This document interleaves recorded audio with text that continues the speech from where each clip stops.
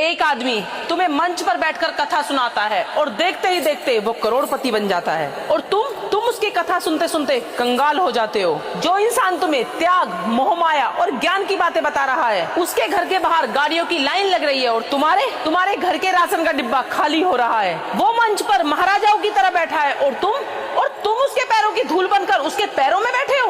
और जब तुम उससे अपनी गरीबी का सवाल पूछते हो तो वो मुस्कुराकर बोलता है, अरे ये सब तो भगवान की माया है। तो भाई मुझे एक बात समझा दो, वो माया उसी के पास क्यों है और वो उसी के घर का रास्ता क्यों जानती है? आखिर तुम्हारे घर का रास्ता क्यों भूल जाती है वो माया?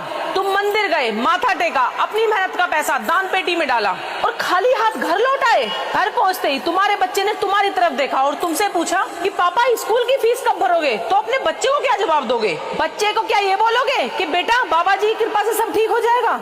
सच बात तो ये है, सच कड़वा होता है। भगवान ने किसी शास्त्र में नहीं लिखा कि तुम भूखे रहो और दूसरों को अमीर बनाओ। सही मायने में भगवान भी उसी की मदद करते हैं जो खुद अपनी मदद करना जानता है। अरे उठो और खड़े हो जाओ और अपने परिवार की खुद जिम्मेदारी संभालो। मैं मानती हूँ कि धर्म गलत नहीं होता, लेकिन ये अंधभक्ति इंसान को अंदर से खोखला कर देती है, भिखारी बना देती है। और मैं ये नहीं कहती कि ईश्वर पर भरोसा मत करो, बिल्कुल करो, लेकिन ईश्वर पर भरोसा करने के साथ साथ अपनी मेहनत पर, अपने इरादों पर और अपनी बाजुओं पर भरोसा करो। जिस दिन तुम अपने पैरों पर खड़े हो जाओगे और अपने परिवार को एक सम्मान की जिंदगी दोगे, उस दिन तुम्हें किसी पाखंडी के दरबार में माथा रगड़ने की जरूरत नहीं पड़ेगी। मेरी एक बात हमेशा याद रखना, कुछ लोग तुम्हें मरने के बाद स्वर्ग का सपना दिखाएंगे और तुम्हें जीते जी भिखारी बना देंगे। किसी पाखंडी को दिया हुआ पैसा तुम्हारे साथ नहीं जाएगा, तुम्हारे साथ जाएंगे तुम्हारे अच्छे कर्म, तुम्हारी मेहनत और तुम्हारे परिवार की खुशहाली। जाग जाओ इससे पहले कि बहुत देर हो जाए। दोस्तों, तुम्हें भरोसा ही करना है तो ऊपर वाले पर भरोसा करो, इन पाखंडी बाबाओं पर नहीं।